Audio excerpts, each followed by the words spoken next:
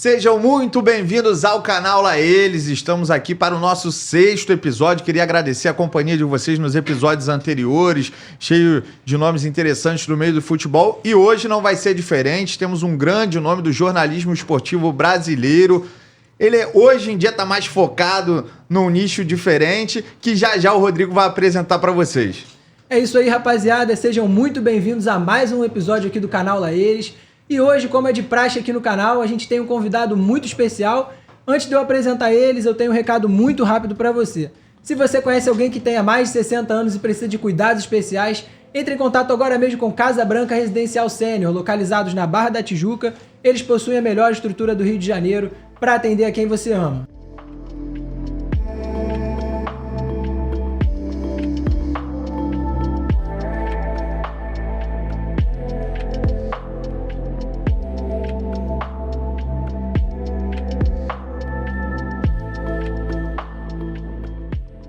E é isso aí, galera. Entre em contato agora mesmo pelo QR Code aí na sua tela e agende a sua visita. Seja muito bem-vindo, Fabinho. É uma honra ter você aqui com a gente. Tá eles, pô. Que bom, cara. Obrigado pelo convite, Rodrigo, João. Prazer. Obrigado por estar aqui, bater papo com você. Vamos falar sobre jornalismo, sobre futebol. Agora, o João botou um carimbo aqui, um dos maiores do Brasil, rapaz. Eu já rompi a fronteira Rio de Janeiro, então tá bom. Com certeza. Vamos com tudo. 25 anos de estrada, né? É uma referência pra mim, pro João, pra muita gente aí que... Não vai dizer que começou me ouvindo quando era pequenininho, não. Pelo amor de Deus. Não. Mas aí, Fábio, a gente queria saber como que foi esse seu início dentro do jornalismo. A gente até já escutou uma história que você tentou ser jogador. É, cara. Aí como não rolou, eu continuo jogando meus torneios amadores até hoje, né? Mas agora no Master, né? Vou fazer 47 em setembro. Cara, então, assim, acho que todo mundo que trabalha com futebol, primeiro tem que gostar de futebol. E no meu caso, assim, sempre pratiquei, como até hoje eu faço. Tentei ser jogador, passei em peneira, depois fui recusado em outras, enfim, aquelas coisas de adolescente ali. Joguei futsal, joguei campo, mas eu me descobri no jornalismo indo para as peladas e eu começava no caminho a me entrevistar. Coisa meio de maluco, né? Você estava caminhando para o jogo, como é que vai ser o jogo hoje? Não, o jogo vai ser legal. Eu perguntava e eu respondia, né? Falei, cara, aí comecei, aquilo ficou no meu subconsciente. Talvez tenha vindo lá de trás do rádio.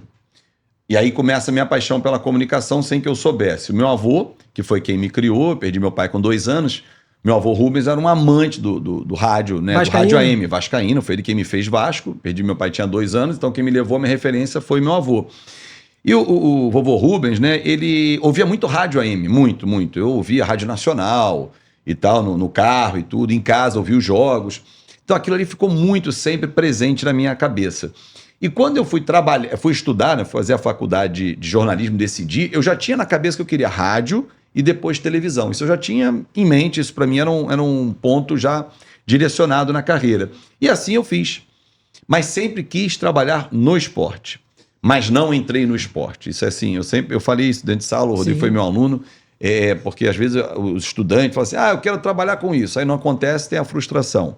Hoje o campo é um pouco mais aberto, nós estamos aqui no YouTube, você pode abrir o seu caminho mesmo, o canal do assunto que você quer e tal, mas na época, eu estou falando em 96, quando eu entrei, no século passado, quando eu entrei foi, cara, rádio e televisão, não existia internet, TV a cabo estava iniciando, jornal estava já perdendo um pouco da sua força, e quando eu entrei em rádio, não foi no esporte, foi no departamento de jornalismo, e aí você ali faz tudo.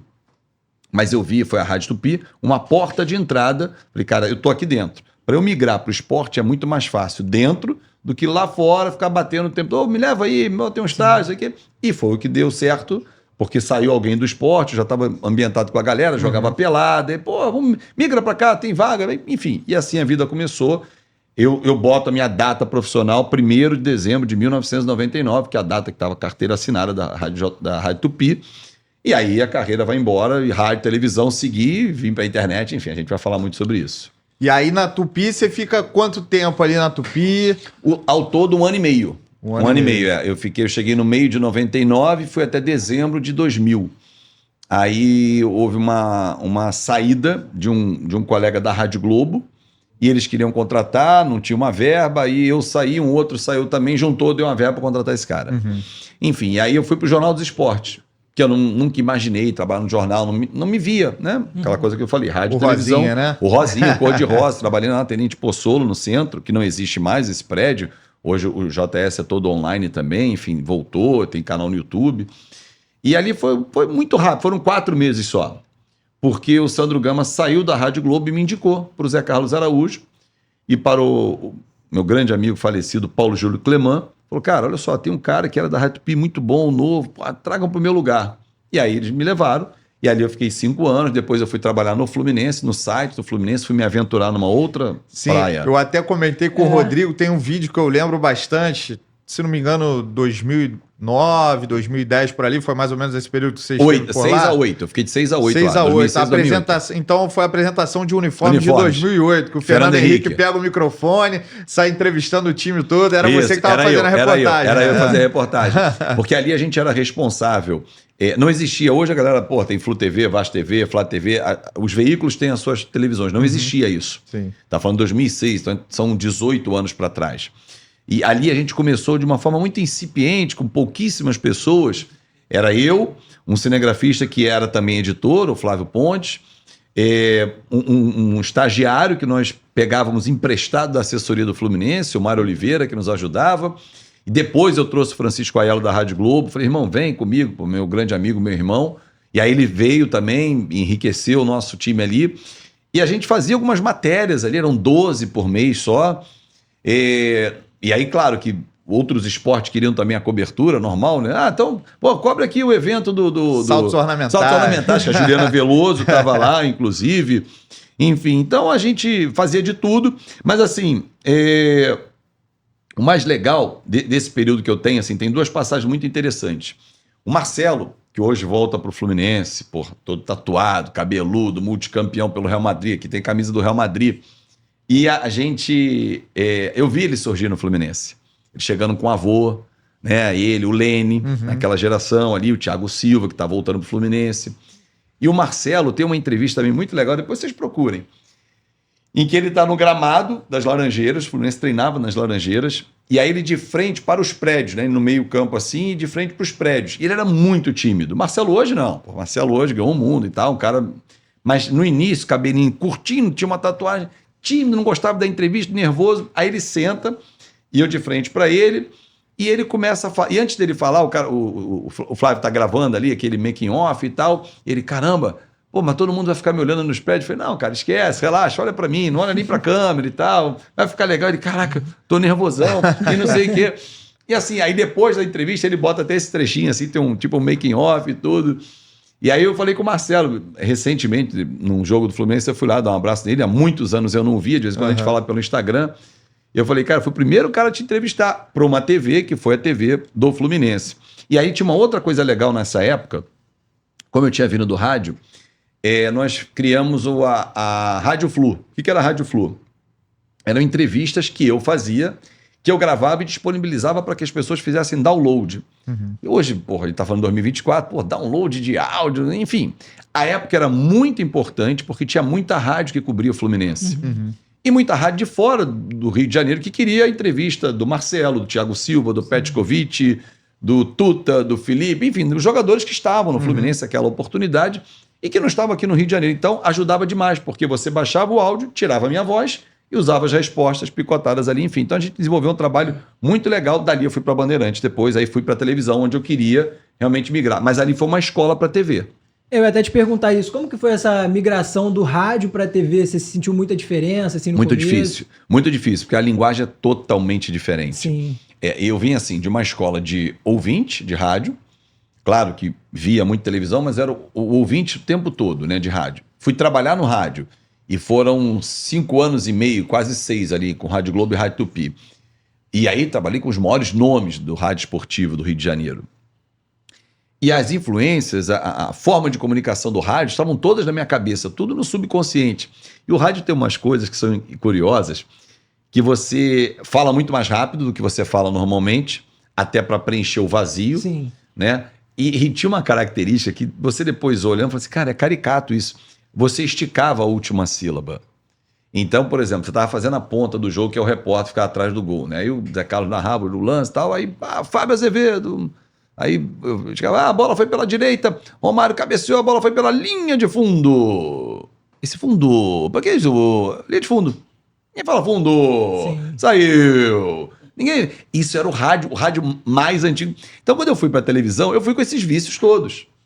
E aí, porra, tomei pancada e tal, pra poder entender. E na TV Bandeirantes, ninguém me ensinou. Eu fui aprender o quê? Vendo. Quem eu gostava, a forma como fazia, como construir o texto. Aí eu tive como norte, assim, porra, Tino Marcos, que eu acho um cara genial, simples, mas muito rico no texto. Marcos Uchoa, algumas pessoas que eu gostava muito na televisão, eu fui começando a encontrar o meu caminho. Pegar umas referências. Pegar umas referências, entendeu? Você, inclusive, também cobriu Copa do Mundo, né, Fabinho? Pela Rádio Globo. Então, não, eu ia cobrir pela Rádio Globo, 2014. Isso é um fato, assim, interessante. Quando eu saio da Bandeirantes, eu vou para a ESPN. E quando eu saio da ESPN, eu venho para a Rádio Globo numa função de chefe. Eu venho como chefe de reportagem. E aí, no ano de 2014, eu como chefe de reportagem, eu era responsável por toda a logística de viagem, tudo. Estava tudo mapeado, tudo montado para a Copa do Mundo. Eu estava credenciado, eram 16 credenciais à época. Veio em março um corte grande na Organização Globo. E por ter um bom salário à época, por ser chefe, eu fui afetado pelo corte. Eu tenho a credencial até hoje, mas não pude cobrir. Porque você pode entrar no treino. Ok, mas vai cobrir para onde? Aí eu fui, durante a Copa do Mundo, fiz a cobertura, mas eu não considero que eu fiz Copa do Mundo, né? A minha Copa, para mim, é a de 2022. Eu estava na época no Jornal Globo para um suplemento que foi feito no Jornal Globo, a convite do Gilmar Ferreira, que foi quem me levou para a Rádio Globo também. Ele foi fazer um caderno especial de Copa do Mundo do Jornal Globo, cara, assim, foi fantástico. Trabalhar no Jornal Globo, assim, pô, um jornal emblemático. Eu vi o Anselmo Góes, assim, passando, assim, falei, caraca, eu tô no Anselmo Góes ali, deixa eu chegar só perto dele para encostar aqui. Pegar um pouquinho. Igual o Rodrigo fez com o Ronaldo na Copa do Mundo, passando a mão na perna para ver se pegava um pouquinho. É bem isso, cara, é bem isso. Tu tá no lanche ali, o Anselmo Góes, me vê uma coxinha. Eu falei, caraca, ele come uma coxinha também, doce e tal, assim, negócio legal. E aí, porra, com os grandes caras também da cobertura esportiva, o Márcio Tavares foi também um dos editores à época, um cara de muito talento no jornal. E aí trabalhei pro Terra. Voltei a trabalhar em site, escrevendo e tal. E aí fazendo coisas de Copa do Mundo, mas não efetivamente. Eu não considero que eu tenha feito a Copa 2014. Eu fiz um trabalho de Copa do Mundo, mas não cobri a Copa do Mundo, não estava nos treinamentos, não estava como foi em 2022. Aí não, no Catar pela JB, que aí é um outro capítulo, eu estava lá, eu ia nos treinos, eu ia nos jogos. Aí, pô, vivi Copa do Mundo mesmo, né? Aí foi diferente. Em 2016, você conseguiu cobrir as Olimpíadas. Aí, num pela projeto Rádio Bradesco, isso. Que aí era um projeto muito bacana, durou pouco, ele foi por um ciclo olímpico realmente. Sim. Ele foi em 2012, quando o Zé Carlos sai da Rádio Globo para a Bradesco, e vai até 2016, que era a Olimpíada no Rio de Janeiro. Era uma rádio que falava 24 horas de esporte. Muito difícil fazer isso. E você trabalhou só com futebol na Rádio Bradesco? Ou você cara, chegou a fazer a Rádio Bradesco ela falava de outros esportes também, mas, cara, como todo carro-chefe, televisão um pouco menos, porque a imagem ajuda. Mas o rádio é o futebol. E ali eu tinha uma função de chefiar uma equipe, que era uma equipe fantástica, era uma molecada com muita vontade, eram uns alunos, assim, como foi o Rodrigo, que foi meu aluno, assim, mas era uma galera com muito tesão de fazer, e com uma liberdade de fazer coisas que você não teria em outras rádios. Operava a mesa, ia para o clube, tinha uma liberdade maior para trabalhar e tal. E aí eu tive a oportunidade de cobrir uma Olimpíada. Foi fantástico. E cobri, inclusive, muito até para a rádio. Eu fazia toda a questão logística da Rádio Bradesco, mas a minha voz ela ia dentro da Rádio Bandeirantes, em São Paulo. Eu ficava de 6 à meia-noite no Parque Olímpico e tal, fazendo a cobertura, dando os resultados e tal. Vi prova do Michael Phelps, cara, vi jogo de vôlei, a medalha olímpica do Brasil, eu estava no Maracanãzinho. Enfim, fantástica. E assim, o ambiente, cara, isso é que é legal, assim. O ambiente Olimpíada, o ambiente Copa do Mundo, são ambientes muito legais, porque você está ali no refeitório da imprensa. Daqui a pouco senta aqui alguém do Japão, na tua frente alguém da Arábia, ali mais à frente alguém da França. Cara, tu sente assim, uma reunião da ONU, né? Todo mundo de várias... O networking também que você faz. Network que você faz. E você observa, assim, características de cada povo, né? Só que, assim, diferentemente da Copa do Mundo, que lá eu vivi uma experiência única, que é um país totalmente diferente, né? Que foi o Catar. Mas, assim, essa vivência com outras culturas também, isso é muito enriquecedor. É isso que eu ia perguntar sobre as Olimpíadas, principalmente. A última foi afetada pela pandemia, né? Teve um atraso. Você acha que perdeu um pouco daquele furor que se tinha em torno das Olimpíadas. Eu não vejo hoje em dia a galera tão animada assim para uma Olimpíadas se aproximando agora e não vejo a galera se movimentando. Vai ter Olimpíadas e tal. Você acha que isso diminuiu um pouco por essa última Olimpíada ter dado uma Eu não sei se esfriada, por isso, João, ou se dizer. pelo fato assim da gente, em algumas modalidades, ficar distante do pódio. A gente acaba perdendo referência. Aí, ginástica a gente é muito bom. Então, para ginástica, a galera dá mais atenção quando está passando o evento ginástica. Mas o vôlei masculino está voltando, o Bernardinho está voltando, o vôlei feminino também é forte, aí você dá atenção. Futebol não tá. Não tá. Então você já não vai acompanhar o futebol, que é o que a galera gosta. Mas Vai tem o o futebol feminino, feminino. né? Mas o futebol feminino não tem o mesmo apelo do futebol masculino. Né? Então, assim, ainda é distante esse apelo popular. Então, acho que tem muito a ver com isso, assim, a ausência das referências para brigar no topo. Na natação, quantos nadadores nossos têm capacidade hoje de ganhar medalhas olímpicas, como nós já tivemos em outros Jogos Olímpicos? Então, assim, eu acho que 2016 tinha um furor, porque era aqui. Aqui, sim. Pô, então, assim, no nosso quintal, a gente vai ganhar tudo. Não ganhamos tudo, obviamente. Mas, tu via de perto o Phelps, tu via o Bolt, tu via a Bale, você viu os grandes nomes. E a época, acho que foi até a melhor campanha do Brasil em Olimpíadas. Sim, porque aí tem o povo também, Sim, sim. empurrando, o torcedor. Torcida, Que aí você se supera, mesmo que tecnicamente você não seja igual àquele, mas você, na força, na disposição e tal. Sim. Então, isso tem muito a ver. O jeito de torcer do brasileiro, que pode não entender do esporte. E aí uma característica muito legal do rádio, e na Rádio Bradesco tinha isso, eu lembro muito de um grande amigo, o Fernando Camargo, lá de São Paulo, que veio todo mundo pro Rio e tal. O cara tava narrando uma corrida de atletismo. Aí daqui a pouco, tem luta de boxe, medalha, e parava, o cara ia, na hora, tinha que narrar ali. Então, assim, essa preparação, você estudar... você sabia mais ou menos quais são as provas do dia, quais são os esportes, o que é possibilidade de medalha. Então, o narrador, e eu à época não narrava, eles já se preparavam, cara, assim, a coisa assim, mudou. Tem fulano tá no boxe agora, começava a narrar o boxe, aí voltou pra natação, aí, a cabeça assim, um negócio que gira. Eu entendo perfeitamente isso que você tá falando. Os meninos aqui do estúdio estão de prova. Ano passado eu tava narrando aqui no canal do Felipe Cardoso a rodada final do Campeonato Brasileiro. Então a gente selecionou para fazer Bahia e Atlético Mineiro. Sim. Começou fazendo Bahia e Atlético Mineiro, só que ao mesmo tempo tava jogando Fortaleza e Santos. Lá e cá. E Vasco e Bragantino. Chegou um momento do segundo tempo que os jogos foram ficando animados de lá e de cá. E com tempos diferentes. E eu só tinha as escalações ali de Atlético Mineiro e Bahia. Vamos fazer Vasco? Vamos embora. Fizemos Vasco. Troca pro Santos, fizemos Santos e sem deixar a peteca cair, foi uma transmissão muito maneira que a gente fez aqui. E assim, são desafios, né, cara, que você, as pessoas às vezes me perguntam assim, você já se prepara para alguma coisa na hora que vai narrar? Tá aqui o narrador sabe o que eu vou dizer, cara, tem coisa que você não tem como você preparar. Então, que é ali no improviso mesmo. Porque o lance, ele se desenha total improviso, a tua leitura, você sabe alguns termos, conhece o jogador e tal, mas assim... O lance, a genialidade, o jogador que tira da cartola uma jogada. Você, vou preparar, se o cara fizer um gol, vou fazer isso. Ok, mas o cara faz um gol extraordinário. Aquilo você vai colocar, mas e o teu lado inventivo ali, a tua genialidade também, que você tem que tirar alguma coisa diferente? Rolou até uma polêmica recente em torno disso com a final da Champions agora, né? Porque vazou um vídeo do... mas então, eu sei, já sei viu que eu vi. Do André Henning, né?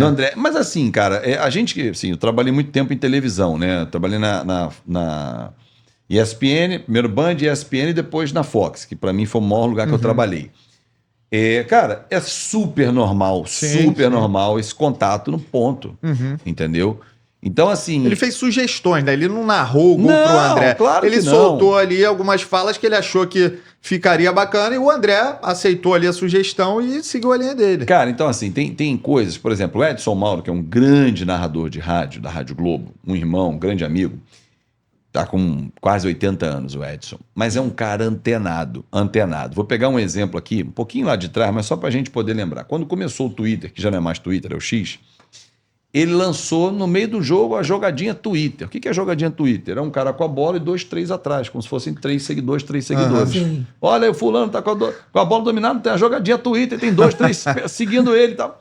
Cara, uma sacada. Quando o Sidorf veio para o Botafogo em 2013, uma das filhas dele estudava na PUC.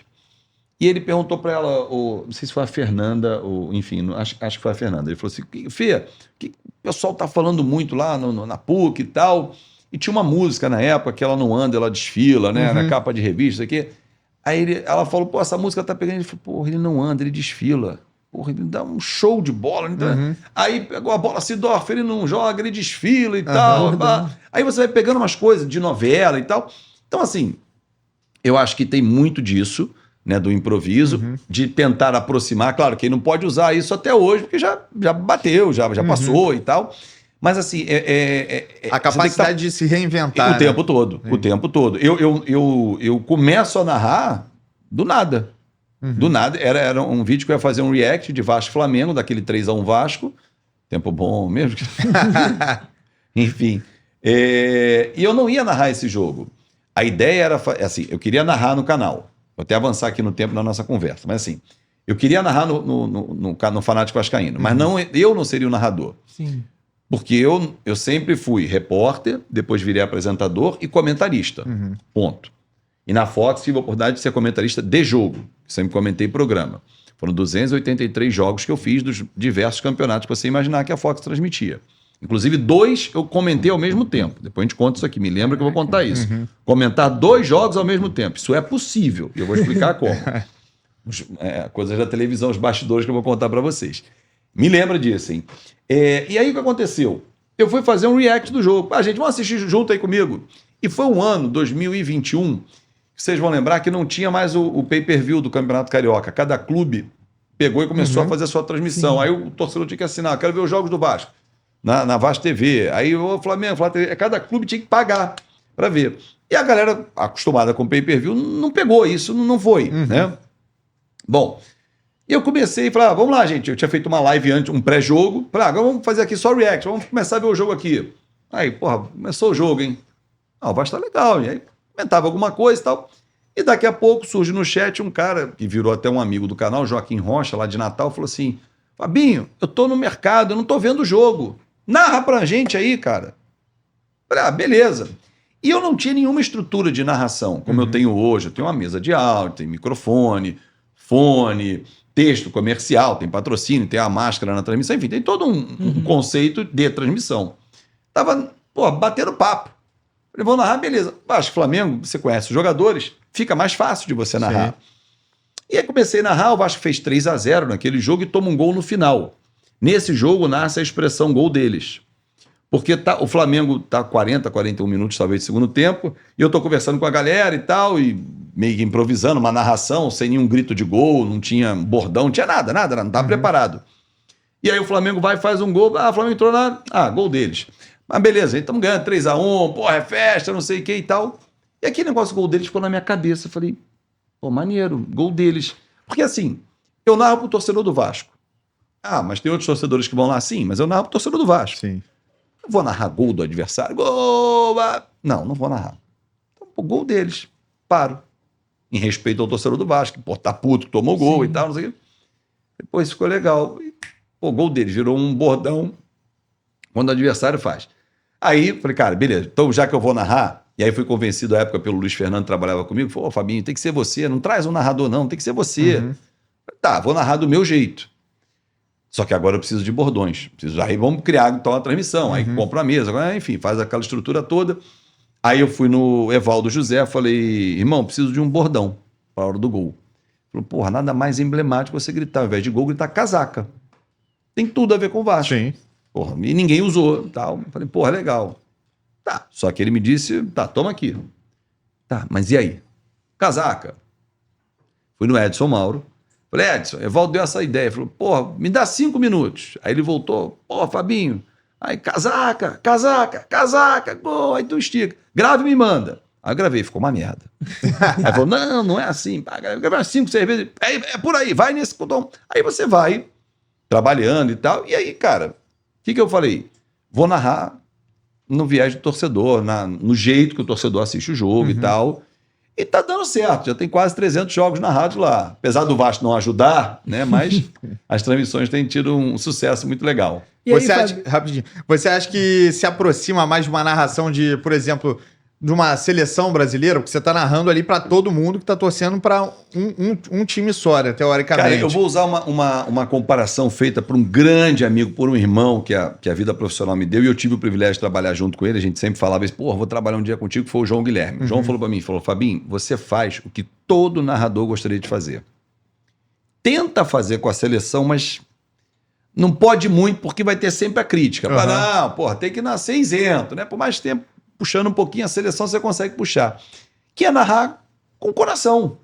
Entendeu? Fazer, porra, representar o torcedor. E o Marcelo Barreto, quando o Adnet me imitou, e ele chama o quadro da imitação do Adnet, ele fala assim na redação, falou, vamos botar aqui uma transmissão, né, a narração de um lance perdido pelo Lucas Piton, foi no jogo Vasco e Inter, com o Fábio Azevedo, nosso colega de profissão. Né? Aquele gol, nossa. Que porra, a bola cruza assim, o Piton é só botar no gol. Aí ele bateu o placar. Aí o John, que é o goleiro do Botafogo, foi, pegou e tal. Era gol que eu já tava vibrando já, pô, era gol. Enfim, e aí ele fala, porque o Fábio Azevedo, ele narra na perspectiva do torcedor. Que é exatamente isso que eu faço. Sim. É o torcedor na arquibancada que, porra, o cara perdeu, perdeu o gol. Ninguém vai falar isso.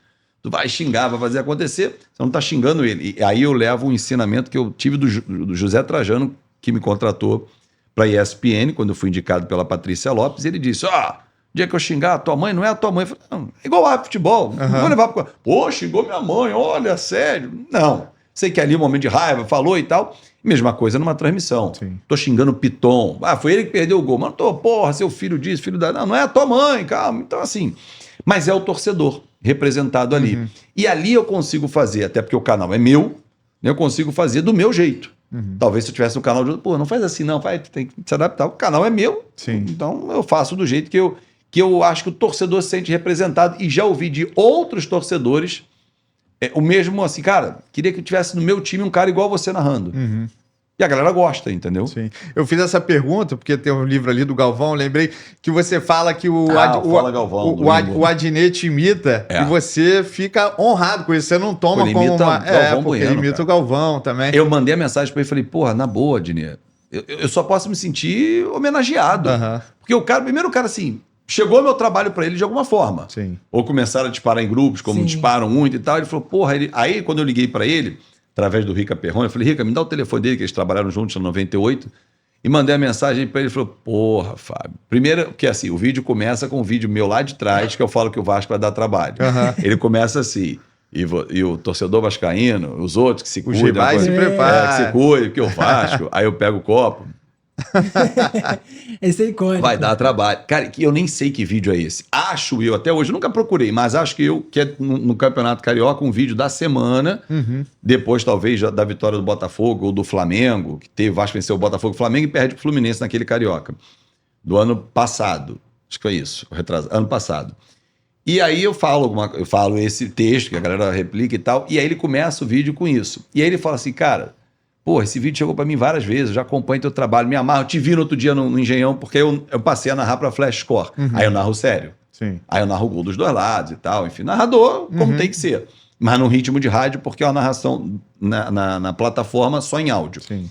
E aí ele falou, pô, já tinha te visto e tal, e cara, esse vídeo roda direto, que o Vasco vai dar trabalho, não sei o que. Ele falou, pô, tu tinha que dizer que pode dar trabalho. Eu falei, cara, mas só tenho a agradecer. Sim. O cara faz o Galvão Bueno, pô, ele parar pra fazer... E aí foi engraçado que você pega o vídeo que ele faz e na hora, quando você tá narrando, tem coisas que saem que você depois nem lembra que você falou. Porque, porra, é tanta velocidade, blá, blá, blá, blá.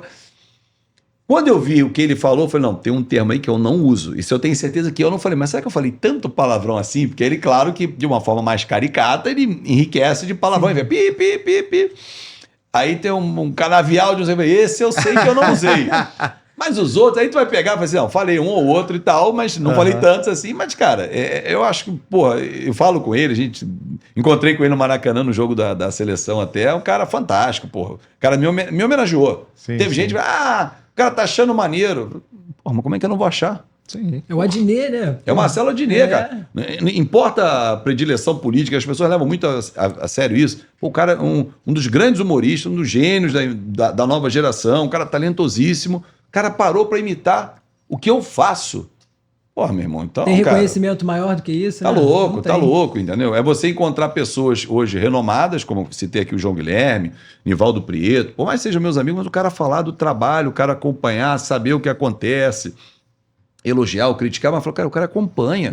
Pô, é maneiro pra caramba. Fabinho, até aproveitar esse gancho, te perguntar Eu falo pra cacete, se não me interromper. como que é a sua relação com os haters também, ia te perguntar se você tem, porque a gente sabe que a internet é um caminho Tem um monte. bem complicado. Mas sabe uma coisa que eu fico, Rodrigo e João, pensando? Uma vez eu estava vendo um podcast do Celso Portiolli, ele entrevistando o Carlos Alberto de Nóbrega. Eu adoro, assim, eu vou para os jogos, vou transmitir jogo, aí eu boto no carro e vou ouvindo, né? Vira um rádio para mim. E aí ele batendo um papo com o Carlos Alberto, aí o Portiolli perguntou assim, como é que você lida com os haters? Essa pergunta você fez para mim, eu vou te responder exatamente o que ele responder, vocês vão entender. Porque ele tá agora também no YouTube, tá com Sim. podcast e tudo. Pô, um cara de 80 anos, da Praça é Nossa, cara que vira televisão, de uma outra linguagem e tal. E aí, claro, que aqui é um ambiente mais novo da audiência. Pô, o Carlos Alberto de Nóbrega, pô, esse cara aqui, esse velho, vai começar a atacar e tal. Ele falou, ô Portiolli, você já abriu a porta da sua casa e deu de cara com um hater? Não. Quando você tá na rua, o hater te aborda? Não, todo mundo me aborda, vem, fala e tal. Não. Então, é o ambiente digital que permite isso. E aí eu vou além. Algumas plataformas estimulam que isso aconteça, porque o cara vai e te xinga, aí você xinga ele, ou reclama, ou retruca, e fica aquela troca, e aquilo ali vai ganhando uma proporção, tu vão falando. Acaba te ajudando no final, que te dá audiência ali. E assim, e aquele maluco lá, que, sei lá, tinha os seus 100 seguidores, ganhou o seu espaço com quem tem mais, e, cara, assim, numa boa. Eu não consigo entender. E assim, eu ando nas ruas, não me escondo, vou aos jogos, onde tem a multidão. Você, né? inclusive, narra jogo do Circulo. Flamengo também. Não, de né? todos. Cara, a galera vem, sacaneia, pula o muro, e pô, não sei o quê, cara. De boa, a galera vem, tira foto, gosta do trabalho e tal. Mas assim, o que eu não consigo entender, você tá assistindo a gente aqui, tá pagando nada para assistir, tá pagando a tua internet. Sim. Só. O cara, pô, eu gostei dessa entrevista, vou assistir. Aí o cara assiste na íntegra e fala assim, pô, esse cara é isso, é aquilo, um fulano. Pô, meu irmão, tu perdeu o teu tempo de vida vendo 1 hora, 2 horas de papo pra xingar? A tua vida deve ser muito ruim pra fazer isso, cara. Exatamente. Porque assim, você não gosta, não assiste. Eu não gosto de ver política. Eu não assisto política. Ponto. Eu vou pegar o quê? Eu gosto de música, eu gosto de esportes, eu gosto de programa de entrevista, de humor. Eu vou assistir isso. E vou assistir quem eu gosto desses ramos.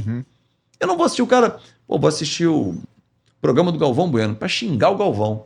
Não, meu irmão, tu tá com tempo livre e tua vida deve ser muito Pode ruim. fazer o que você quiser. Cara, aí o cara vai e entra lá no meu Instagram, xinga e tal. Cara, no direct, então, eu nem respondo mais. E você acha que vem mais de torcedores rivais ou também tem vascaínos? Depende, porque, por exemplo, quando o Vasco perdeu pro Flamengo, aí o torcedor tá pau da vida, ele quer descontar em alguém. Aí ele vai, escolhe, você também ajudou a vender o clube. Eu ajudei a vender o quê? Vamos lá, o que eu ajudei a vender? Eu peguei o contrato, eu li, não. Lá atrás, vamos voltar no ponto do Vasco, da venda do Vasco. Eu noticio tudo o que acontece, entrevisto todos os personagens que fazem parte e digo, como até hoje, que o modelo SAF era o que salvaria o Vasco. E salvou. Não, o Vasco tinha acabado. Não, acabava, sim. Ia ficar 2, 3, 4, 5 anos, podia cair para uma Série C, não subia para a Série A. Aí o torcedor acha que você defende a 777. Aí você usa os argumentos, o cara fala, então virou uma coisa assim que é Lula e Bolsonaro, que você não consegue nunca ter razão. Então, cara, tu vai discutir com quem não quer? Não adianta. Aí eu levo no canal um especialista em direito empresarial. O cara fala, olha, o que está acontecendo, esse caminho pode acontecer isso, isso e isso. Se for por esse caminho, daí... não. O cara quer discutir com quem entende. Aí eu levo um consultor empresarial da Pluri, que é uma das maiores consultorias do Brasil, que lida com vários fundos de investimento. Quando o Vasco fez o movimento de tirar a 777 judicialmente, ele falou, isso assustou o mercado. O mercado agora, os investidores retraíram. No mesmo dia da entrevista, a Liga Forte emite uma nota criticando o Vasco por ter tomado essa atitude. Um absurdo. Pô, mas a gente quer discutir com o mercado. Porque você vai precisar ir ao tal do mercado buscar o dinheiro. Sim. Tanto que até hoje não resolveu. Então, assim, como é que eu lido com o hater? Cara, se o cara não botar a mão em mim, não quiser fazer nenhuma maldade comigo, vou falar sozinho. Entendeu? Ou às vezes eu ironizo o cara. Outro dia um cara escreveu no Instagram alguma coisa, eu lancei a camisa do canal, a nova camisa, Aí o cara botou assim, porra, por que não escreveu 777 na camisa? Eu falei, porque a sua mãe não deixou. Porra, respeita a minha mãe. Ela já morreu. Porra, meu irmão. Então assim, se você ataca, tu tem que estar pronto pro contra-ataque, entendeu? Hoje um cara também botou, eu lancei uma linha de produtos do canal. Além da camisa, tem boné, tem a boina que eu lancei, vai fazer sucesso em algum momento, caneca. Aí o cara, porra, eu achei que ia botar 777. Eu falei, eu ia, mas a sua digníssima não autorizou. Ah, mas você era a favor. Não, tu não quer discutir, tu quer fazer graça. Esquece. Ele não tá na minha porta, esse hater. Fabinho, só antes a gente vai falar de Fox, tem alguns assuntos importantes também pra gente comentar. Quero falar dos 2 jogos que eu narrei ao mesmo tempo, vocês vão surpreender com essa história. Mas só pra galera já se situar, eu queria que você explicasse um pouco pro pessoal aí que acompanha a gente, qual é esse momento aí que o Vasco tá passando entre clube associativo e 77, houve essa separação... Cara, eu acho esse movimento terrível que foi feito. Imagina que nós 3 aqui somos sócios de uma empresa. Eu sou o majoritário, estou adimplente com as minhas obrigações, mas vocês não concordam com as minhas tomadas de decisão.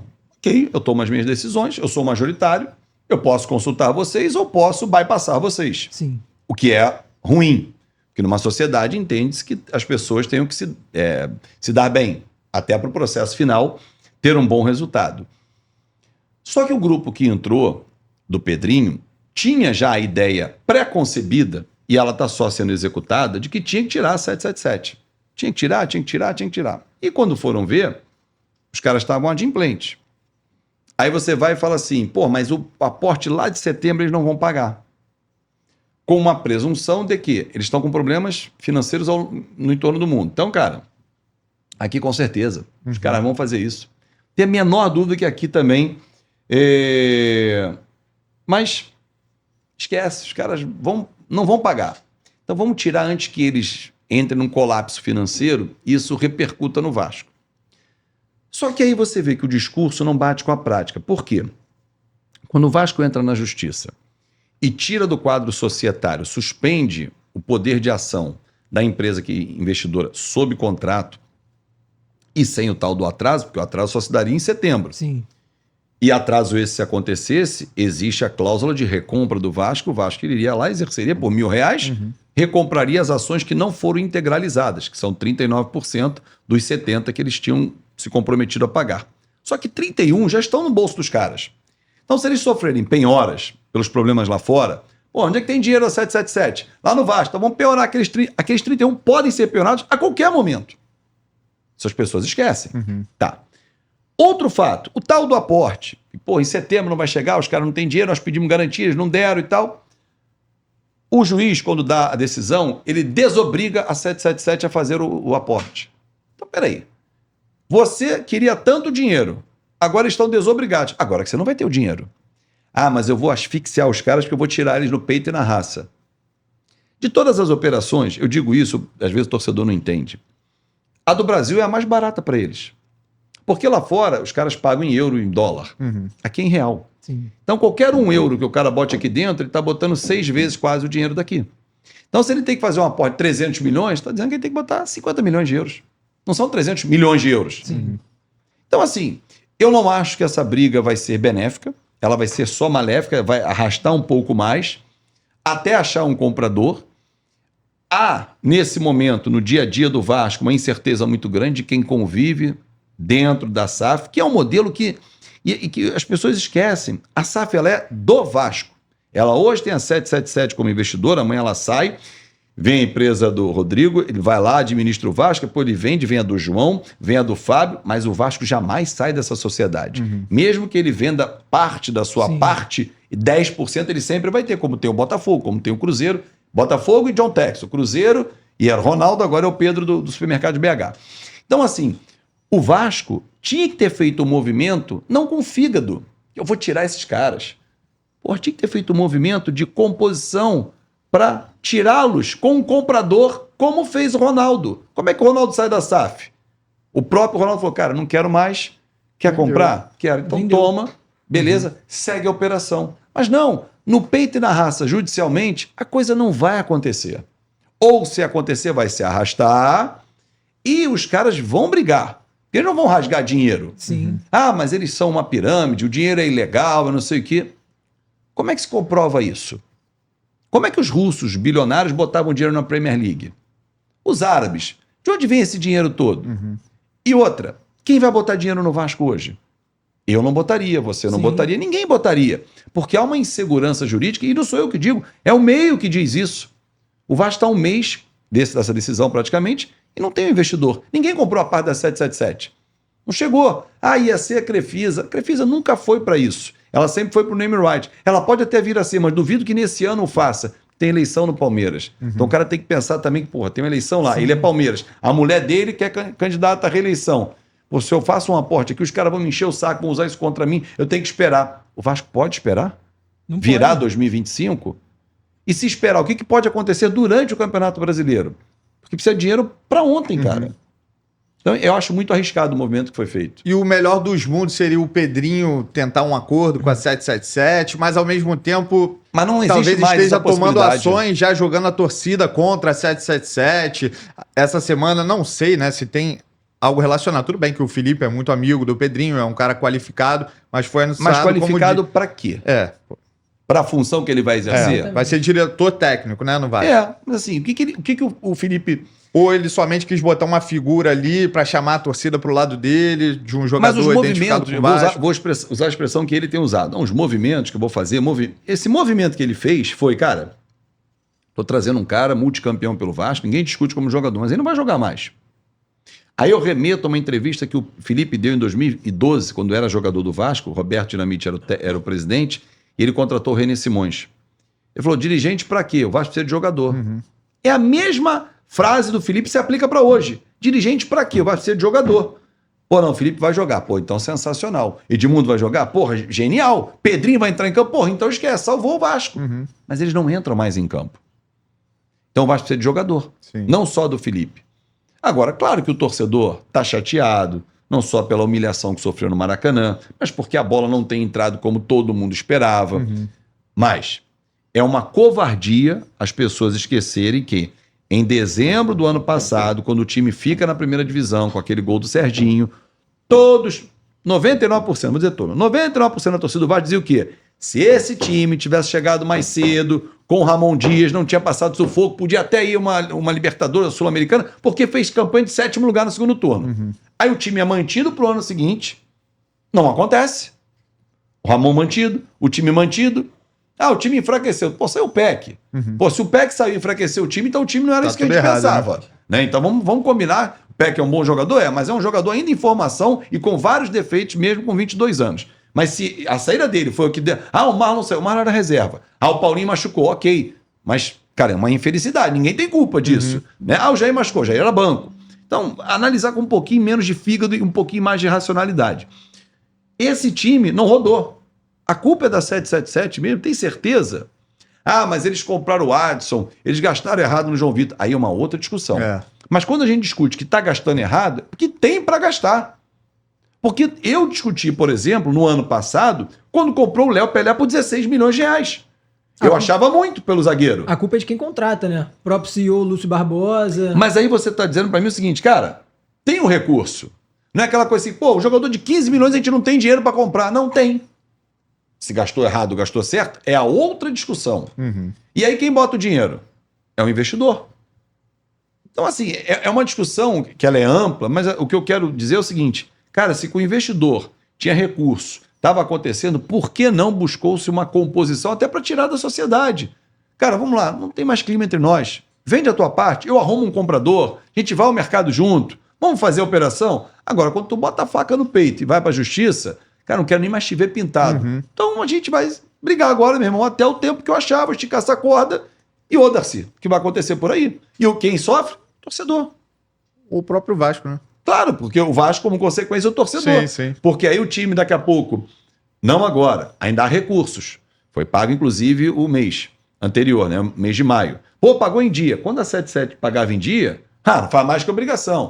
O Pedrinho chegou e tá pagando em dia. Porra, é a leitura se o copo tá meio cheio ou meio vazio. Depende de quem quer ler. Né? Então, é obrigação de todos pagar em dia. Perfeito. Mas como é que se pagou em dia? Com recurso adquirido através de um patrocinador master que foi fechado pela SAF do Vasco. Só que esse dinheiro vai acabar. E quando ele acabar, como é que faz para a sequência? Não sei. E Fabinho, você vivenciou um dos períodos mais vitoriosos do Vasco, 1997, 98. Aí vai me fazer chorar. 2000. Você acha que esse momento estável que o Vasco está passando hoje dava para prever lá atrás? Não. Assim, a única coisa que a gente podia temer, não é nem prever, acho que era temer, foi o gasto excessivo a partir de 2000, né? Não só aquela seleção montada espetacular para o Mundial, mas aí a gente está falando de Olimpíada também, o Vasco montou uma seleção de atletas. Só que isso, assim, o Vasco quis se transformar numa potência olímpica por conta do Bank of America, que era um investidor do Vasco, não era patrocinador, era um investidor, e não conseguiu pagar. E a conta ficou. Uhum. E quem fez a conta? Já até morreu. A dívida, até hoje, tem dívidas que são pagas daquela gestão, daquela época, de ex-atletas e tal. Então, assim, era o temor, não era... Porra, qual é o temor? Cara, tá se gastando demais. Porra, até o Rodrigo Pessoa foi patrocinado pelo Vasco para a Olimpíada, aí tinha dupla de vôlei de praia, tinha time de vôlei, era muita modalidade. Cara, abraçou-se o mundo, o Vasco tem tudo, até hoje, para ser uma potência em vários esportes.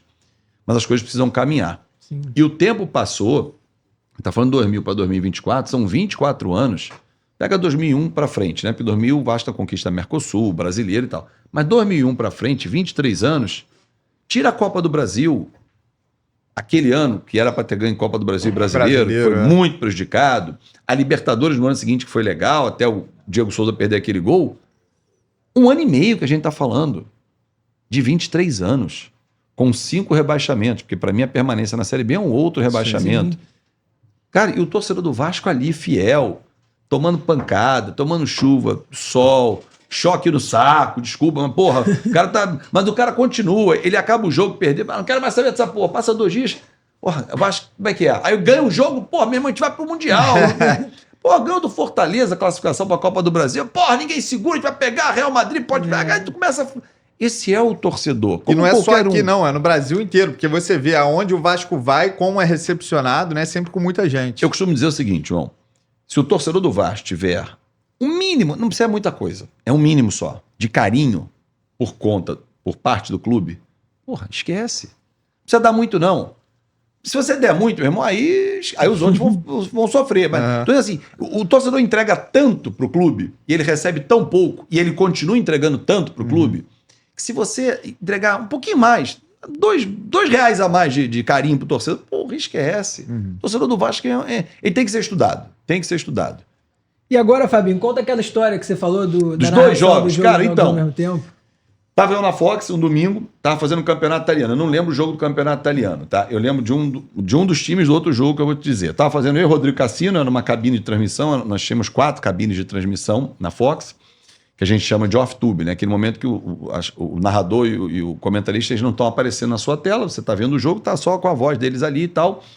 Eventualmente eles vão para um estúdio, aparecem no intervalo, no antes ou no depois do jogo. Bom, estava fazendo um campeonato italiano, não lembro se era Napoli alguém, o jogo eu não lembro, mas é um detalhe. O jogo tinha começado às 9, então 9 às 11, né? Quando deu intervalo, no domingo, 15 para as 10 mais ou menos, 10 para as 10, chegou o coordenador, porque tinha tido um jogo no sábado que o Real Madrid tinha goleado, aí eu não lembro quem, se foi um Elche, um Huesca, enfim, um time pequeno da Espanha, 6-1, 6-0, uma coisa assim. E aí o coordenador vira para mim e falou, Fabinho, eu sei que você está no jogo, ainda tem o segundo tempo, né? Mas vai começar a transmissão aqui, na outra cabine, eu estava na 3, era a cabine 1, do jogo do Real Madrid. E eu não sei porque a gente está tentando falar com o Eugênio Leal. O Eugênio, porra, nunca faltou. Trabalhei com o Eugênio na Rádio Tupi, na Fox, ele hoje segue na ESPN, brilhante comentarista, profissional. Cara, ele não atende o telefone, não apareceu. E o Silva Júnior vai narrar o jogo e não tem comentarista. Eu falei, mas eu vou fazer o segundo tempo aqui, como é que eu vou... Porra, como é que dá pra fazer? Eu falei, nossa, não dá pra fazer. Só que é o seguinte, esse jogo tinha sido no sábado. Então a gente chama na TV, tem alguns termos, né? Por exemplo, vamos gravar o jogo na chegada, quer dizer, o jogo vai estar rolando, você vai narrar, mas ele não está ao vivo, e ele vai ser exibido no dia seguinte. Porque era um jogo, salvo engano, da ESPN, que dividia o campeonato, tipo, um jogo a ESPN transmitia, outro jogo a Fox. E o jogo que não transmitia, que o Real Madrid tinha sido transmitido na ESPN, você no dia seguinte, em VT, podia usar normalmente, né? Um combinado de compra de direito de transmissão. E esse jogo não foi gravado na chegada, que era no sábado. Sim. Então ele fazia como se chamava de play-out, que é o momento em que você narra como se estivesse ao vivo. Você narra como se estivesse no sábado. Você não viu o jogo, né? Então, para o torcedor que está acompanhando em casa domingo de manhã, você sabe que o jogo foi 6-0 ou 6-1, mas a narração é do sábado. O cara narrou no sábado, está exibindo só hoje. Não, o jogo estava sendo narrado naquela hora. Sim. Aí eu falei o seguinte, cara, olha só, eu tenho um segundo tempo para comentar aqui, de um jogo que eu não sei o que vai acontecer. Aqui eu já sei o que aconteceu. Vou fazer o seguinte, abre o computador para mim lá do lado, porque eram 2 computadores, para o narrador e para o comentarista, boto numa página que eu tenho lá de estatística, e eu vou olhando, por exemplo, o primeiro gol saiu aos 5 minutos, o outro saiu aos 15, terceiro, acho que foi 3-0 no primeiro tempo, saiu aos 28. Eu vou para lá, para o jogo do italiano, começou o jogo, aí o narrador faz aquela apresentação e tal, eu vou ali, dou um alôzinho rápido e corro para minha cabine. E torço pra cacete pra não sair nenhum gol, que eu perca esse gol ao vivo. Porque aqui eu sei que, olha aqui, começou o jogo, disparei. 4 minutos e 50. Já, vou lá rapidinho. Aí vou aqui, sai o gol. Aí o cara, detalhe do gol, Fabinho, vou na cabine. E ficava assim. Cara, não saiu nenhum gol no italiano, dei sorte. Mas quando eu saí da cabine e o narrador não sabia o que ia acontecer, falou, pra onde? Segura aí, vai falando aí, pô. Aí eu vim aqui, voltava pra cá e ficava. Eu sei que eu fiz 3 tempos. Eu fiz o primeiro ao vivo do italiano, o segundo ao vivo do italiano junto com o primeiro que estava sendo gravado do espanhol, e depois vim fazer o segundo tempo aqui, gravado ao vivo, do espanhol. Cara, torcedor, o Fábio tá em 2 canais diferentes, na Fox 1 ao vivo e no Fox 2 gravado. Ok, o jogo foi sábado, mas não, eu tava ao vivo nos 2. Sim. Sei que o torcedor entendesse. A minha sorte é que aqui não aconteceu nada demais. E eu voltava lá, mas é uma loucura, assim, mas televisão as pessoas não sabem o que acontece nos bastidores. Esse é um dos bastidores que eu acho que ninguém, eu não tenho notícia, tenha feito 2 jogos simultâneos. Não é você gravei no sábado, estou no ar junto com o de domingo. Pode acontecer, que é um erro de programação também, você botar a mesma voz em 2 canais ao mesmo horário. Mas, enfim, mas ao mesmo tempo, acho que não tem notícias disso. Aproveitar que você estava falando da Fox, foi uma casa que você gostou muito de trabalhar, Melhor lugar que eu trabalhei. O melhor lugar. Mas tiveram alguns episódios ali envolvendo o Benji, o Pascoal. Brigas. Você se sentiu em algum momento desrespeitado por algum companheiro? Cara, assim, primeiro assim, muita gente pergunta assim, as brigas eram reais? Sim. Imagina uma mesa de bar, o Fox Sport Rádio era uma mesa de bar, né? Em que 5 alucinados, um 6º convidado, que era sempre alguém fora dos 5 ali. O Benji ainda até brincava, né? Vou abrir a jaula. E quando estava muito calmo, ele mesmo instigava, né? E assim, eles se deram muito bem. Era um casamento ali entre eles, cada um com o seu gênio e com o seu conhecimento muito, muito bacana, né? E ele, assim, dali, quem eu conhecia muito bem era o Pascoal, nós tínhamos trabalhado na Rádio Globo, e o Flávio Gomes à distância, porque tínhamos trabalhado na época na ESPN, só que era na Rádio Estadão e ESPN. Então a gente se dava ali e tal, Mano não o conhecia, depois ficou meu amigo, um grande irmão. Sormani conheci, Benja, mas não o conhecia mesmo, né? Nunca tinha trabalhado, mas ficaram também uns caras que eu admiro muito profissionalmente. Então, assim, nós que íamos como convidados, nós éramos o estranho no ninho dos caras ali, porque a porrada cantava ali.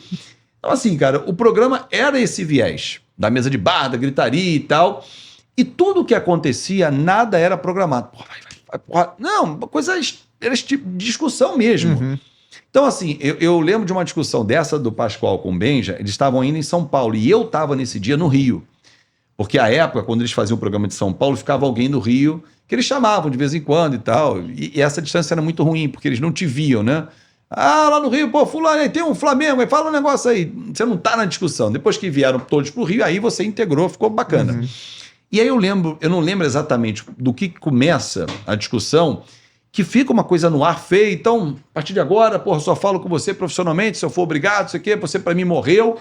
E aí vai pro intervalo, e aí no intervalo o público não tá ouvindo, eu tô, porque eu tô com um ponto, tô ouvindo lá, os caras discutindo, você quer. E eles são muito amigos, as esposas amigas. Então, assim, e o Pascoal é um cara super dócil. O Ben já tem um gênio mais forte, que é normal, tem pessoas que são mais tranquilas, eu tenho um gênio mais forte também, tem outros que são mais de boa e tal. E, cara, eles são muito amigos. Aquela discussão ganhou um corpo, falei assim, caramba, inacreditável. Mas depois voltaram as boas. Mas, assim, era uma casa que a gente tinha muita liberdade para fazer as coisas. Não se tolhia assim, gente, não discute não. Uma coisa que incomodava muito a direção era o celular em cima da mesa, que às vezes a câmera pegava, a gente estava assim. Porra, olha pro programa. Mas às vezes você tá assim, pô, pinta uma notícia, pinta uma informação, você troca. Porque, assim, hoje em dia mudou muito a audiência. Então você, ao mesmo tempo aqui, pô, você tá 2h45 que era o programa, trancado. Pô, muita coisa acontece. Sim. Né? Tem pessoas que morrem, tem jogador que é contratado, tem, sei lá, jogador que é dispensado, tem uma série de coisas que acontecem que implicam no teu programa ali, que você tem uma pauta, mas você não pode ficar rígido até ali.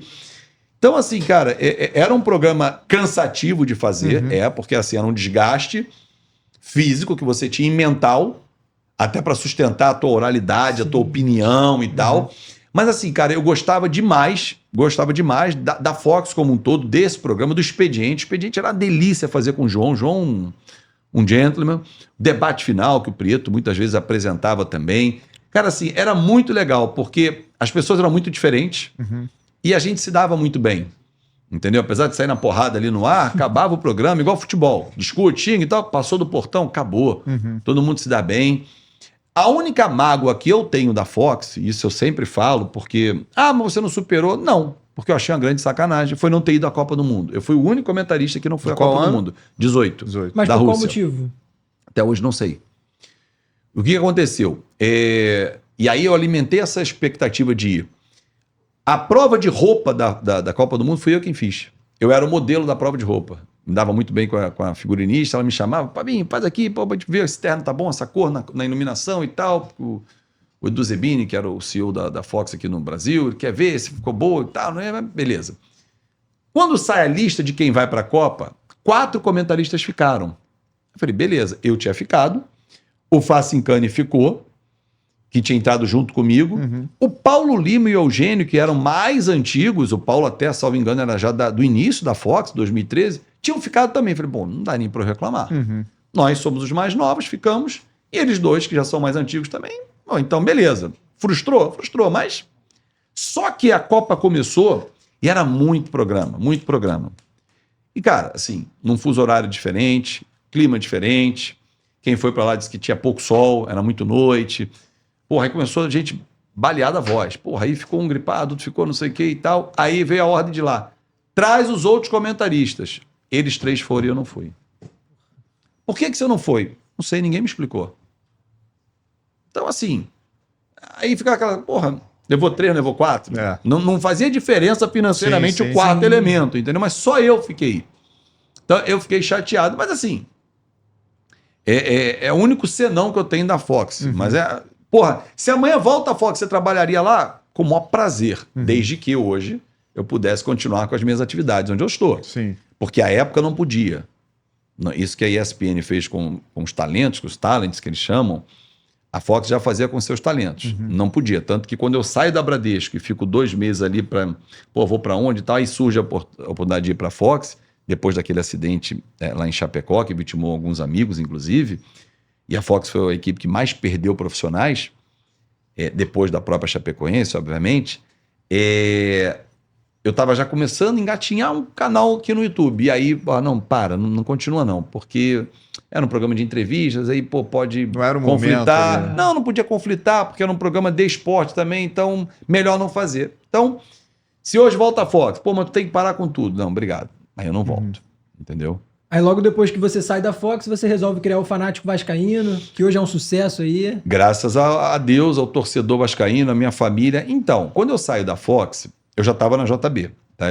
Na Fox eu fui para a JB, onde eu estou há 5 anos. Eu vi, e isso era muito claro, inclusive na Fox e em todos os outros lugares, até hoje o Vasco, que dizem as pesquisas que eu discordo, é a 5ª maior torcida do país, eu discordo, mas enfim, vamos respeitar os institutos que são sérios, ele não tem espaço nos programas. Os programas falam de Corinthians, Palmeiras, Flamengo, São Paulo e o resto. E o Vasco vai nesse resto. Se você parar para pensar, numa pesquisa que aponte que tenha 10, 15 ou 20 milhões, pega o menor número, 10 milhões, você dá 1 minuto, 2, num programa de 3 horas, para falar do Vasco para 10 milhões de torcedores, é um desrespeito. É muito pouco. É muito pouco. Dava para você equilibrar, falar 10 minutos, 15 de outro, 20 de outro, dava para equilibrar, mas zero boa vontade. E aí eu percebia isso. Cara, não dá espaço. Porra, por que não criar um canal? Porque assim, quando eu saio da Fox, muita gente, pô, cria um canal para falar de todos os clubes, já que você fala de todos os clubes lá e tal. Assim. Legal. Mas assim, já existem outros que estão grandes, já estão estabelecidos, que já são reconhecidos pelo público. Por que não criar um do Vasco? Aí até uma vez uma pessoa falou assim, pô, mas você vai fechar portas. Não acredito que eu vá fechar portas por isso. E aí criei o canal, cara. E aí o torcedor se sentiu representado, falou, cara, um cara da mídia, um profissional de jornalismo, veio falar comigo. E aqui 24 horas tem informação, tem live, o cara participa. E assim, eu trago o público para dentro do canal. O canal tem essa característica. O torcedor fala no canal mesmo, não só ao vivo, como ele participa, mas o chat ele é muito utilizado e é realmente participativo. Desde o cara que comenta qualquer coisa, o cara que deixa superchat, o cara que manda um pix, não importa. Todos são para mim importantes. E, cara, é o Vasco. A gente não está falando do clube XYZ, é o Vasco. E aí eu comecei a conhecer muitas histórias pelo Brasil e pelo mundo de vascaínos que estão fora do Brasil e que conectam com o Vasco através do canal, porque se aproximam. Isso é muito legal. E eu vivi isso na Copa do Mundo. Quando estive na Copa do Mundo, a primeira fase da Copa do Mundo, eu não fiquei em Doha, no Catar, eu fiquei em Dubai. Eu ia para Doha nos Jogos do Brasil e depois, oitavo em diante, fiquei em Doha. Cara, eu ficava muito no hotel em Dubai sozinho. Porra, e aí? 7 horas na frente do Brasil. Porra, eu ia dormir 5, 6 da manhã de lá para dizer que eu estava dormindo 11 da noite daqui. Para conseguir falar com a esposa e tal, com o filho. E como é que passava o tempo? Maratonando no YouTube. E aí ia vendo coisas que me aproximavam do Brasil. Então eu senti um pouco na pele que essas pessoas que moram fora querem assim, pô, você sai do país, vai morar fora, legal, tu tá cansado, saco cheio, quer uma outra vida, né? Mas cara, tu quer a tua raiz perto. Sim, sim. E aí conectar com futebol é muito próximo, né? Então acho que o canal tem muito isso e aproxima o torcedor sempre. Isso é muito legal. Tem até um parceiro meu, o Bernardo, mandar um abraço para ele lá do Canadá. É seu fã também, acompanha o Fanático Vascaíno. E é bacana porque essas pessoas estão fora do país. Eu, por exemplo, eu conheci... Aí você vai conhecendo várias histórias. Tem um cara que virou meu amigo, Rafael Chiavegato. Quando eu conheci, ele estava morando em Cranfield, na Inglaterra. Ele foi fazer mestrado. Ele falou, cara, eu vim para cá, minha noiva veio, hoje é casado com ela. Mas antes ela era noiva, ficou aqui um mês e voltou pro Brasil. Eu fiquei sozinho. Então eu ia pro mestrado, voltava para casa. Pô, quando tu volta em casa sozinho, quem mora sozinho sabe, vai entender muito bem o que eu tô falando. Cara, fechou a porta. Era só você naquele teu espaço, bate uma solidão. Você vai ligar para alguém, vai ligar a televisão, você vai querer uma companhia de alguma forma. E aí quando ele falou, cara, quando descobriu o teu canal, porra, eu ficava todo dia, vai ter live hoje, não vai ter... Eu queria alguém para conversar comigo. Nem que ele ficasse interagindo de lá ou pelo chat, enfim, ele sentia próximo essa conexão. Então assim, e aí N histórias, pessoas que estão no Nordeste, que são Vasco e o time local, que tem muito esse fenômeno de Vasco e Flamengo, que você é Vasco e Flamengo e o time local, né? Porque é um fenômeno do rádio e tal. Então assim, cara, é muito bacana conhecer histórias, conhecer pessoas, e eu adoro isso. Acho que a função do jornalista é conhecer histórias. E você transmitindo jogos do Vasco, tem algum que te marcou mais assim, fazendo narração? Cara, a volta para a Série A, né, o jogo do Ituano, ele para mim é um jogo que marca, porque eu ali na minha cabeça falei assim, cara, acabou assim, eu começo em 2021, vai estar na Série B. Ele fica 2021, não sobe. Aí vamos 2022, vamos empurrar de novo esse time. Aí sobe no final do ano. Falei, cara, acabou esse sofrimento, né, assim, de ficar pensando em Série B. Vamos voltar para o nosso lugar, que é a Série A. Então eu vou ter o gosto agora de trabalhar, de narrar jogos de Série A. Pô, narrar um Vasco Corinthians, Vasco São Paulo, Vasco Palmeiras, Vasco Cruzeiro. O jogo do tamanho do Vasco. Sim. Não, pô, Vasco Ituano, Vasco CRB, Vasco... Não é. Não é o jogo pro Vasco, desculpa. Pode ter um cruzamento de Copa do Brasil, mas brasileiro não é. Só que aí vem a Série A e com aquela dificuldade toda fica no jogo do Bragantino. Mas o jogo para mim com o Ituano, ele é marcante por isso. É como se fosse uma ruptura. Ó, parou. Daqui para trás... Essa página não pertence mais a gente. Vamos esquecer isso aqui. Aí meu filho tá emocionado, a gente tá transmitindo num bar e tal. Então, assim, é um jogo, para mim, emblemático por conta disso. Mas o primeiro jogo, a narração Vasco-Flamengo, vai ficar marcado. Sim. Primeiro porque o Vasco vence. Segundo porque eu não ia narrar o jogo. Então, nasce a expressão gol deles. Então, tem vários jogos. Mas e no ano anterior, um jogo negativamente que te marcou, que você costuma citar também, é aquele Vasco e Guarani.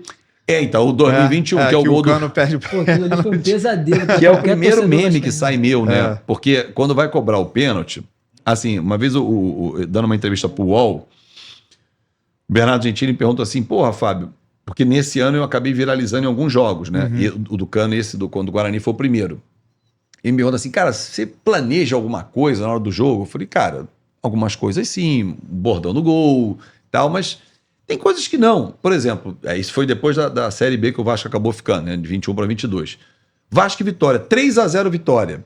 Primeiro gol sai com 50 segundos. Cara, gol deles é o bordão. Mas saiu natural já? Por quê? É aquela coisa assim, vamos sentar pra ver o jogo, gente? Vambora. Já saiu o gol? Porra, nem sentei aqui, porra, peguei a cerveja, peguei a água, enfim. O já, assim, foi espontâneo, saiu. Sim. Entendeu? Como foi o do Guarani, sai o pênalti. Aí eu pensei assim, falei, cara, vou fazer um negócio aqui que vai ser legal pra cacete. Peguei o copo vazio, óbvio, né? Molhar meu equipamento, copo de plástico. Falei, porra, agora é gol do Vasco, é pênalti aqui. Afastei a cadeira, falei, bem que ajoelharam assim, porra, agora vai, Cano, vai pra cobrança. Eu falei, pô, o que o torcedor faz na arquibancada? Joga pro alto o copo com a cerveja. Eu só não vou ter o líquido aqui. Falei, cara, agora é gol, pô, vai bater, vai fazer o gol. Vai esperar que ela perca. Aí ele perdeu. Quando ele perde, eu jogo pro alto, puta que pariu. Aí bota com o microfone, porra, perdeu. Aí o banner atrás me encheu, caralho. E o goleiro espalma e vai pra escanteio. E aí tô naquela, porra, reclamando do Cano, não sei o que, tava 0-0, 40 e poucos minutos no segundo tempo.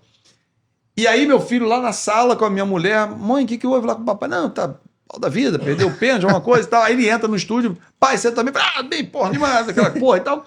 E nisso que eu tô falando, cobra o escanteio, a defesa do Guarani tira, sai contra-ataque do Guarani. E sai o gol do Guarani. Que pariu. 1-0 Guarani. Um requinte de crueldade.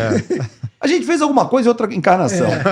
E aí, dali em diante, o Vasco não sobe, porque depois desse jogo ele perde pro Botafogo em casa, 4-0, uma porrada também, que não sabe o que aconteceu. Foi pra enterrar.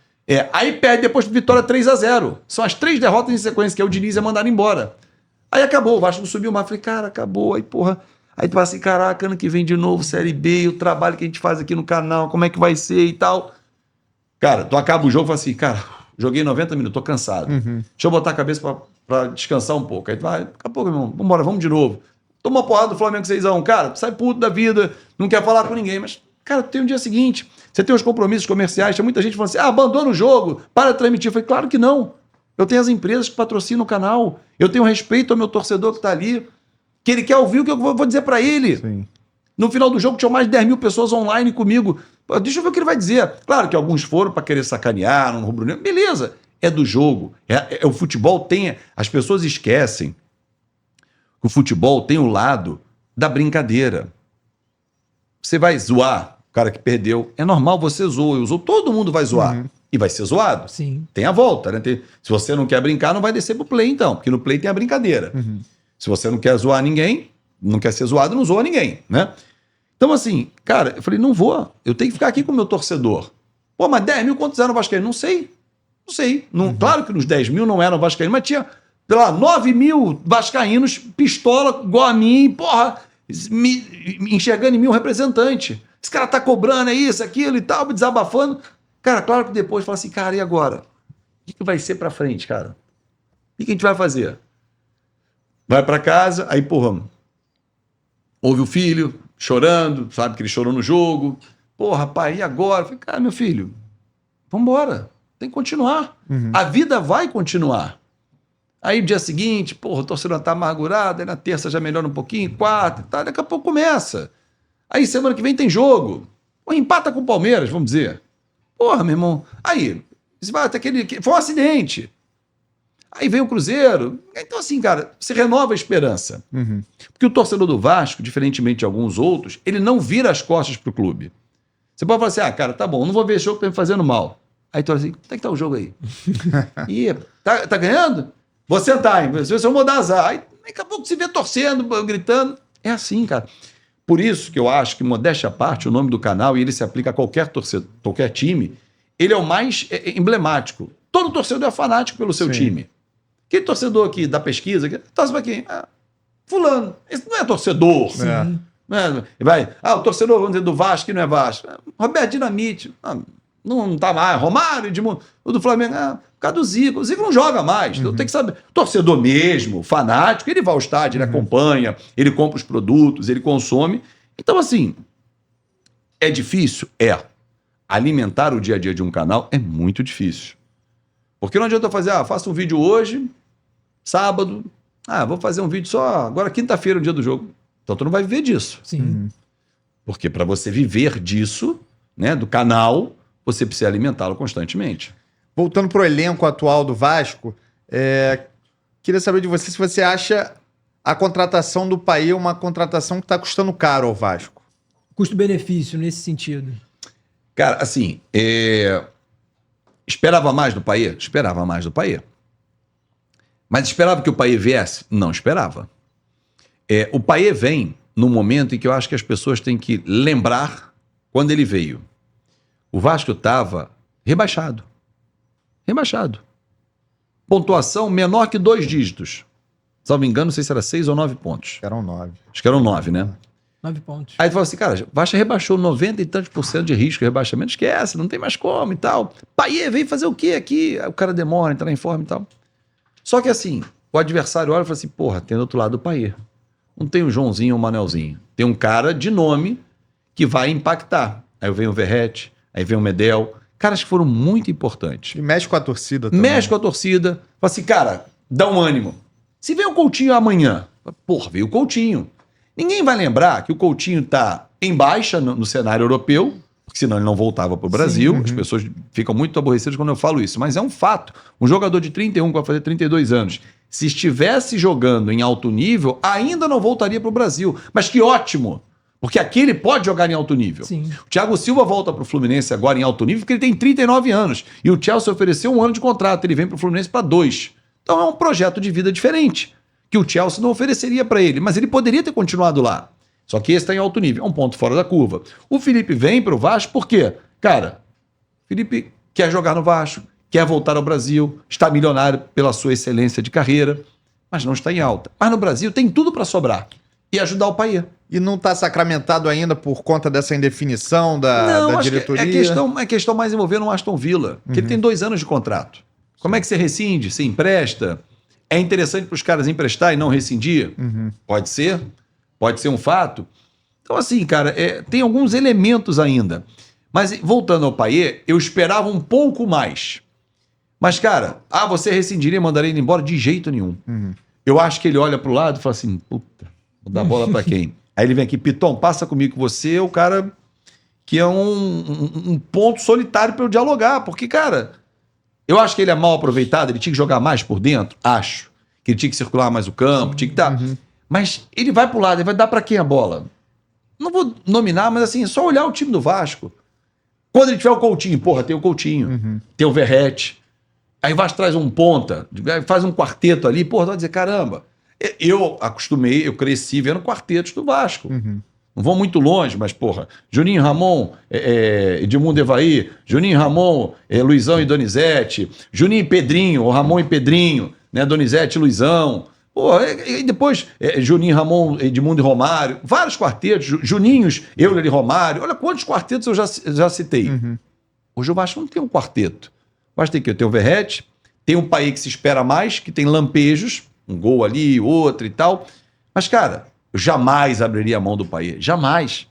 Traz o Coutinho. Não pode ser, ou Coutinho ou Payet. Senão vai cair no mesmo problema. Tem que ser os dois. Coutinho e Payet. O Arrascaeta olha pro lado, tem o De La Cruz. Aí ele olha mais à frente, hoje tem o Cebolinha, que tá muito bem com o Tite. Tem o Pedro. Tem um quarteto. Pô, ainda tem um desgraçado Gerson, um quinteto, que tá bem também. Então, assim, tem peças. Pô, o Payet olha pro lado, não dá. Aí Piton, tá lá atrás, porra, não dá. Aí o Verratti tá lá e enfia, porra, vai estar sozinho, tem 3 em cima dele. Então, não dá pra abrir mão do Payet. Então, eu cobraria o Payet, pô, Payet, tá um time organizado, tá bonito, não tá entregando nada. Então, assim, eu acho que hoje o Payet pode entregar, mas ele tá mal acompanhado. E Medel, Fábio? Medel fica no Vasco? A gente ficou sabendo que ele Eu acho que ele não vai ficar. Porque, assim, é um cara caro e não tem jogado. Sim. E assim, o Álvaro Pacheco vai botar ele para jogar. Ele foi importante no ano passado, com o Michael, inclusive, dando uma sustentação defensiva. E ele não tá bem esse ano. Ele é barrado, ele vai pro banco, não entra. Então, assim, não dá para jogar com o nome. Pô, mas o Medel, Copa América... Gente, não dá. Sim. E não, jogar com o nome é roubar, né? Então, assim, você tem que... Pô, tá performando? Não. Vai pro banco. Pô, mas não dá pra ter no banco um cara que ganha 800 mil, que eu acho que é isso o salário dele. É muito caro. Então, assim, pô, Medel, vamos compor. Também não é mandar o cara embora. Manda embora, depois a gente vê o que vai... Esse formato era do amador. Sim. Manda embora, manda pra fila, depois ele faz essa dívida, não sou que vou estar mais aqui pra pagar. Não pode mais ser assim. Então, talvez haja uma composição. Faltam 6 meses pra acabar o teu contrato. Pago 2 meses aí pra fazer uma multa rescisória, enfim. E abrir espaço na folha. Eu já falei em vídeos no canal, se você manda embora uns 4 ou 5, manda embora, dispensa, arruma um empréstimo, sei lá, qualquer coisa, abre espaço na folha de 4 ou 5, dentre eles o Medel, você tem pelo menos aí 1,5 milhão para buscar jogador para reforçar o time, porque o Vasco precisa. Atrás do Felipe Coutinho, legal, Felipe Coutinho, Payet e Verratti. Vai precisar de mais 4, 5 jogadores. Cadê um lateral direito? Cadê um zagueiro? Cadê um 5? Cadê um atacante? Tô falando de 4 titulares. Sim. Porque aí você, o Adson é bom. Não, o Adson no banco, beleza, no segundo tempo. O Paulo Henrique entra bem, o Puma, banco. O Michael não tá bem, o Léo, banco. Você tem que ter no titular. Para quando você olhar pro banco, ter opções. Porque hoje, você não tem 11 titulares, você tem 16. Porque os 5 sempre entram. Sim. Quem são os 5 do Vasco que sempre vão entrar e dar qualidade ao time? Olha o Flamengo. Você bota Bruno Henrique, bota Alan, quando o Pulgar é titular, bota o Gabigol, bota Lohan. Pô, já falei 4. Pô, o Vasco tem 4 jogadores assim, ou outros elencos. Então, assim, você tem 15, 16 titulares que mantêm o nível de quando tem a troca. O Vasco não tem. Precisa ter. Então, assim, não adianta olhar só o Coutinho. Coutinho e mais alguns. E agora, Fabinho, infelizmente o nosso tempo tá chegando no fim. Opa! Lá eles! Pô. Mas a gente tem um quizinho aqui pra... Não, ele falou dos quartetos, né? Vamos pedir para ele montar, ao invés dos quartetos, montar a escalação ideal Isso. de jogadores do Vasco que você acompanhou. Caramba. Eu tenho um quadro lá em casa com isso, né? E muitos, a profissão me permitiu, inclusive, ser amigo, né? E aí tem que até explicar. Pô, cara, porque olha só. Tem a lembrança afetiva e tem a conquista. Por exemplo, Acácio e Germano são meus amigos, mas o que eu quero dizer, o Acácio é minha lembrança afetiva. É o primeiro goleiro que eu vi em alto nível do Vasco. Mas não conquistou o que o Germano conquistou. Então eu digo pra ele o seguinte, falei, cara, vocês dois estão no meu time, um joga a cada tempo, não fiquem bravos já. Então vamos lá, meu time dos sonhos, do que eu vi jogar, eles não jogaram juntos. Eu sempre digo, de 86, mais ou menos, que a minha lembrança tá boa, porque eu tô com 9 para 10 anos, até hoje, tá? E aí eu faço o corte, monto o time da forma que eu quiser. Esse time... Esquece, meu irmão. Então não tem formatação tática ali. E aí eu escalo os 2 times para você. Acácio no gol, Luiz Carlos Vinck, Mauro Galvão, Ricardo Rocha e Mauro Galvão, Felipe, Luizinho, Giovani, 4 atacantes, Edmundo, Roberto, Romário e Bebeto. Esse é o time titular. Aí vem pro segundo tempo, eu vou tirar todo mundo. Aí eu boto em campo Carlos Germano, Paulo Roberto, Donato, Alexandre Torres e Mazinho. Dunga, Tita, Bismarck, Donizete, Luizão e Mauricinho. Porra, faltou o Pedrinho. Aí é o terceiro time. Porque tem time pra cacete, de grandes nomes que eu vi jogar. Mas assim, se você olhar, fala, tu não montou quarteto. Montei quarteto lá na frente de Edmundo, Roberto, Romário e Bebeto. E eles jogaram juntos em alguns momentos. Roberto com Romário, Roberto com Edmundo, Bebeto com Edmundo, Bebeto, porra. Cara, eu vi grandes times do Vasco, grandes times. E agora... Mas, infelizmente, esses atuais... Infelizmente o tempo passa, né? Porra! E eu agora, era feliz Fabinho? e sabia. Quem foi melhor pra você? Quem é melhor, no caso? Verratti ou Tiquinho Soares? Cara, o Tiquinho viveu uma grande fase no ano passado, né? Mas, cara, no Paroímpa eu não troco, não. Mas os dois têm uma característica muito parecida, assim, de fazer o pivô, Sim. de proteger bem a bola, de atrapalhar o zagueiro, de saber usar o corpo. Eu não troco. Tiquinho pelo Verratti. Os dois estão bem representados, cada um no seu clube. Rivaldo ou De Bruyne? Ih, rapaz. Cara, o Rivaldo foi um craque, né? De Bruyne é um craque também. Rapaz. Essa é difícil. É aquela história assim, é o significado da expressão tanto faz. Tanto faz. Se você escolher um, não tá errado. Se escolher outro, também não tá errado. Vou ficar com o Rivaldo. Modric ou Gerson Canhotinha de Ouro? Porra, Gerson. Esquece. Gerson é meu pai. Modric é um cracaço, mas, cara, o Gerson é de uma época totalmente diferente, né? de um futebol mais romântico. Desfilava em campo, né? Que tinha mais espaço. Mas não jogava hoje. Claro que jogava. O Pelé não jogava hoje. O Pelé faria 2.000 gols com essa zagueirada que existe hoje. Pô, se você parar para pensar, em cada época lá atrás, o nível técnico era muito melhor do que hoje. Óbvio que existem grandes jogadores, a gente falou do Modric, estamos falando do De Bruyne e tal. Mas, cara, pega a Copa do Mundo de 94, os 4 zagueiros que vão e os que ficam de fora. Porra, Moser fica de fora, Mauro Galvão fica de fora. Então, mais os 4 que foram, os Ricardo, Gomes e Rocha, Aldair e Marçante. 6 zagueiros excelentes. Rapidamente aqui para o torcedor lembrar. Aponte para mim hoje 4 excelentes. Hoje, 4 excelentes, indiscutíveis na seleção brasileira. 4 zagueiros. Você vai falar do Militão, mas tá voltando de contusão. E também não Marquinhos. Não, mas... E que mais? O Beraldo pode ser. Realidade. Hoje, 4 você fala assim, pô, sensacionais. Pô, ainda vão ficar esses caras de fora. Então, assim, o nível era muito diferente. Aí a gente volta lá em 70. Porra, o Pelé, meu irmão, o Pelé fazia naquela época, hoje com a preparação, com o material. Porra, quem não viu jogar, por exemplo, o Giovani no Vasco? Pô, esquece. Craque. Dedé ou Odivan? Cara, eu brinco com o Mauro Galvão, eu falo pro Mauro, falei, Mauro, se você não jogasse com o Odivan, tu tava jogando até hoje. O Odivan, cara, foi um baita zagueiro, mas o Dedé tinha mais técnica do que o Odivan. No Par ou Ímpar, eu vou ficar com o Dedé, mas quem deu mais alegria, foi muito mais campeão, foi o Odivan, que soube entender a sua limitação. Saía na caça, fazia o trabalho sujo do policial mau. Zagueiro. Zagueiro, meu irmão. Não usar, vou sair dominar no peito. É aquilo que você fala assim. Foi pra seleção com o Luxemburgo, né? Sim, se o fulano entende que ele é o fulano e não é o ciclano, tu vai jogar em alto nível. Então, assim, o Odivan, eu não sou o Mauro Galvão, eu sou o Odivan. Vou pegar, vou dar porrada pro outro, vou dar carrinho de cabeça. Meu irmão, tu vai fazer o Mauro Galvão não, vai sair com o uniforme limpo. Mas era o Mauro Galvão. E agora, Fabinho, jogador perfeito pra você, com a perna esquerda? Ih, rapaz... Tem tantos jogadores com a perna esquerda perfeitos, cara, que joguem atualmente. Pode ser atual. Cara, se eu falar do Messi, o Messi é ambidestro, cara. Eu não consigo dizer que o Messi é canhoto ou destro. Ele é genial. O Messi é um cara genial. Vou ficar com o Messi para denominar assim. Como é que é o jogador perfeito? É o Messi. Não se machuca, joga pelos 2 lados do campo, bota a bola debaixo do braço, resolve jogo grande, não tem medo de cara feia, sabe soltar a bola quando tem que soltar. É um jogador pra mim que esse fala assim, cara, esse é o Maradona que eu vi jogar, que era canhoto. Sim. E com a perna direita? Messi também. Com a esquerda, com a direita. Pra mim o Messi é um jogador que pra mim é emblemático. Eu acho que ninguém conquista o que ele conquistou e joga em altíssimo nível. Pô, mas o Ronaldinho Gaúcho poderia ter sido, mas ele não quis. Ele estabeleceu o tempo dele de vida de altíssimo nível. Porque esse foi genial. Ronaldinho Gaúcho foi genial. Agora o jogador perfeito pra você com cabeçada. Rapaz, cabeçada. Cara, tivemos grandes cabeceadores, né? Por exemplo, Jardel foi um grande cabeceador.